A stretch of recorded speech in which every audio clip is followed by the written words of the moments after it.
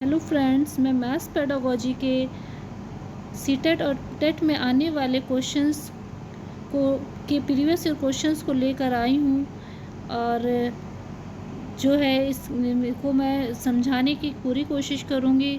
तो बिना देर किए चलिए वीडियो को शुरू करते हैं। प्राथमिक स्तर पर गणित की पाठ्य पुस्तकों की सबसे अधिक महत्वपूर्ण विशेषता निम्नलिखित में से कौन सी है।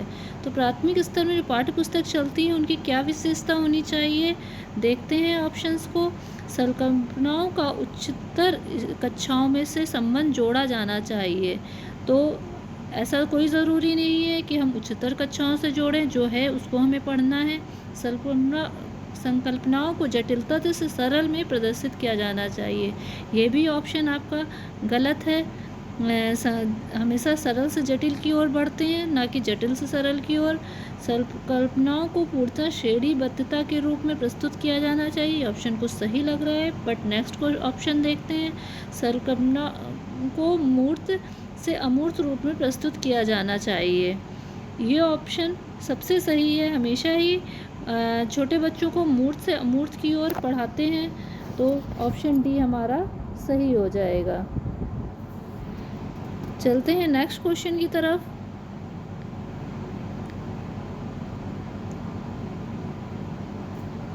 नेक्स्ट क्वेश्चन की तरफ चलते हैं।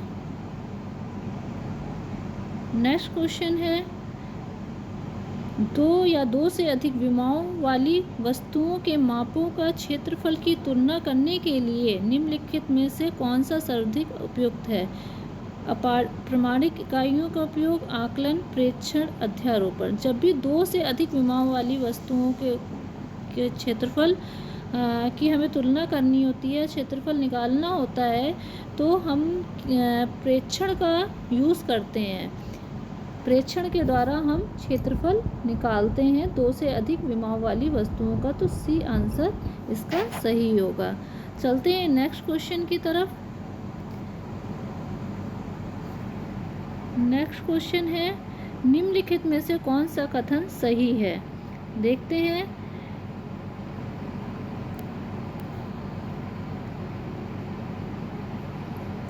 कक्षा 9 के बाद शून्य का परिचय दिया जाना चाहिए। संख्या 9 के बाद शून्य का परिचय दिया जाना चाहिए। स्थानीय मान सिखाते समय शून्य का परिचय दिया जाना चाहिए, ऐसा बिल्कुल नहीं है। स्थानीय मान सिखाते समय शून्य का परिचय दिया जाना चाहिए। पढ़ाई जाने वाली प्रथम संख्या शून्य होनी चाहिए, ऐसा भी नहीं है। जब भी हम बच्चों को पढ़ाते हैं तो 1 से पढ़ाना शुरू करते हैं, ना कि 0 से। बच्चों में संख्या का ज्ञान विकसित होने के बाद शून्य का परिचय देना चाहिए, बिल्कुल सही है। बच्चों में संख्या का ज्ञान विकसित होने के बाद ही हमें उन्हें शून्य का परिचय देना चाहिए, ऑप्शन डी सही है। चलते हैं नेक्स्ट क्वेश्चन की तरफ।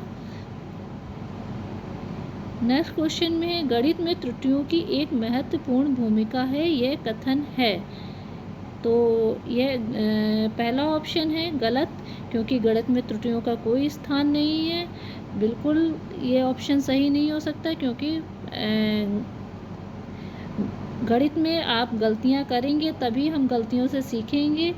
गलत, क्योंकि त्रुटि लापरवाही दर्शाती है। तो ये दोनों तो ऑप्शन आपके रॉन्ग हो गए।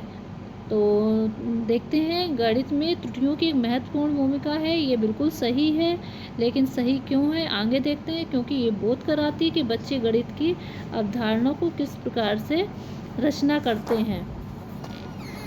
सही, क्योंकि ये विद्यार्थियों को उनके प्राप्तांकों के बारे में फीडबैक देती है। तो हमें प्राप्तांक से लेना देना नहीं है, हमें उन्हें सिखाना है। क्योंकि महत्वपूर्ण भूमिका इसलिए है क्योंकि बच्चे गणित में किस तरीके की अवधारणा बना रहे हैं, इससे हमें ये पता चलता है। तो ऑप्शन सी सही है।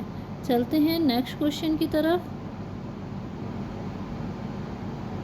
नेक्स्ट क्वेश्चन है, कक्षा 2 के शिक्षक ने योग के निम्नलिखित प्रश्न को विद्यार्थियों को हल करने को दिया। एक टोकरी में 5 सेब हैं एवं उसमें 7 सेब और डाल दिए गए। अब टोकरी में कितने सेब हैं, इस प्रकार का शाब्दिक प्रश्न निम्नलिखित में से किस मॉडल श्रेणी को दर्शाता है। तो देखते हैं, संवर्धन मतलब उसमें किसी चीज़ को बढ़ाना, कुछ ठीक लग रहा है। पृथक्करण बिल्कुल गलत होगा। पृथक्करण का मतलब होता है अलग करना, तो इसमें अलग नहीं हो रहा है। योग की पुनरावृत्ति गुणनफल में होती है, ये भी गलत। समुच्चयन मीन्स इकट्ठा करना, तो ये ऑप्शन सबसे सही है, तो ऑप्शन डी इज राइट। चलते हैं नेक्स्ट क्वेश्चन की तरफ। नेक्स्ट क्वेश्चन है, कक्षा 4 के अधिकतर शिक्षार्थी सोचते हैं कि दो संख्याओं के गुणनफल से प्राप्त संख्या सदैव दोनों संख्या से बड़ी होती है। आप यह कैसे प्रदर्शित करेंगे कि यह सदैव सत्य नहीं होता है। तो देखते हैं ऑप्शन क्या है। एक पूर्ण संख्या और एक भिन्न संख्या के गुणन की कलन विधि को संख्या रेखा पर प्रदर्शित करके नहीं, मैं आपको बता देती हूँ। जब भी हमें इस तरीके की किसी अवधारणा को प्रदर्शित करना होता है तो उसके लिए हम ग्राफ पेपर या ग्रिड पेपर का यूज़ करते हैं। ग्रिड पेपर पर दो दशमलव संख्याओं के गुणन को प्रदर्शित करके, तो ऑप्शन डी सही होगा। जिसमें ग्रिड पेपर आ गया, ये आपका ऑप्शन सही होगा। तो इसका मतलब है ऑप्शन डी आपका सही है। ऑप्शन डी सही है। चलते हैं नेक्स्ट क्वेश्चन की तरफ। एक दिए हुए आयत और समांतर चतुर्भुज के क्षेत्रफल समान है, परंतु कक्षा 4 के अनेक शिक्षार्थियों ने उत्तर दिया कि समांतर चतुर्भुज का क्षेत्रफल अधिक है। शिक्षक शिक्षार्थियों को समझाने के लिए किस प्रकार की सहायता कर सकता है कि दोनों के क्षेत्रफल समान हैं। जब भी क्षेत्रफल हमें बताना होता है समान है, कम ज़्यादा है या तुलना करनी होती है क्षेत्रफल की, तो हम उसके लिए ग्राफ पेपर का यूज़ करते हैं। तो इसमें ऑप्शन डी सही होगा कि हम ग्राफ पेपर का यूज़ करके बच्चों को बता सकते हैं कि दोनों का क्षेत्रफल बराबर है। चलते हैं नेक्स्ट क्वेश्चन की तरफ।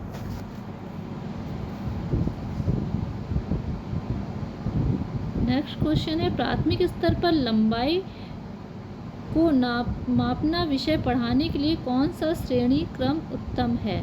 तो स्टूडेंट्स, मैं आपको बता दूं, जब भी हमें क्या करना होता है, जब भी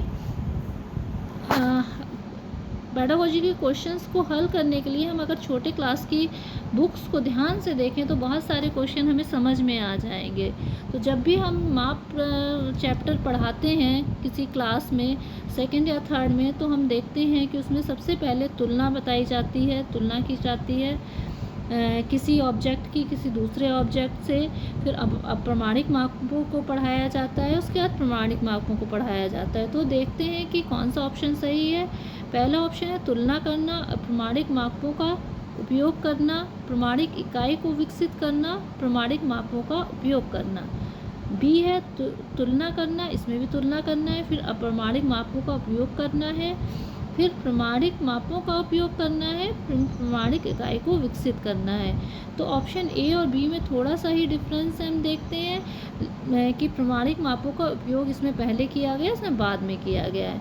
तो प्राथमिक कक्षाओं में पहले तुलना करना, फिर प्रमाणिक मापों को सिखाना, उसके बाद प्रमाणिक मापों को, और उसके बाद प्रमाणिक इकाई विकसित करते हैं। तो ऑप्शन बी सही है। प्रमाणिक उपायों का ऑप्शन सी में प्रमाणिक इकाई को विकसित करना, ये गलत है। प्रमाणिक इकाई का उपयोग करना, प्रमाणिक इकाइयों का उपयोग हम बाद में करते हैं। तो हमारा ऑप्शन बी सही हो गया। चलते हैं नेक्स्ट क्वेश्चन की तरफ। नेक्स्ट क्वेश्चन है, प्राथमिक स्तर पर शिक्षार्थियों को माप का संदर्भ पढ़ाने के लिए निम्नलिखित में से कौन सा कथन सत्य है। अब इसी से रिलेटेड है, ये भी प्रमाणिक और प्रमाणिक वाला जो पहला क्वेश्चन था उसी तरीके का ये क्वेश्चन है। इससे आप समझ चुके होंगे कि अप्रमाणिक मापों का उपयोग प्रमाणिक मापों के बाद करना चाहिए, गलत हो गया। प्रमाणिक मापों का उपयोग अप्रमाणिक मापों के बाद करना चाहिए।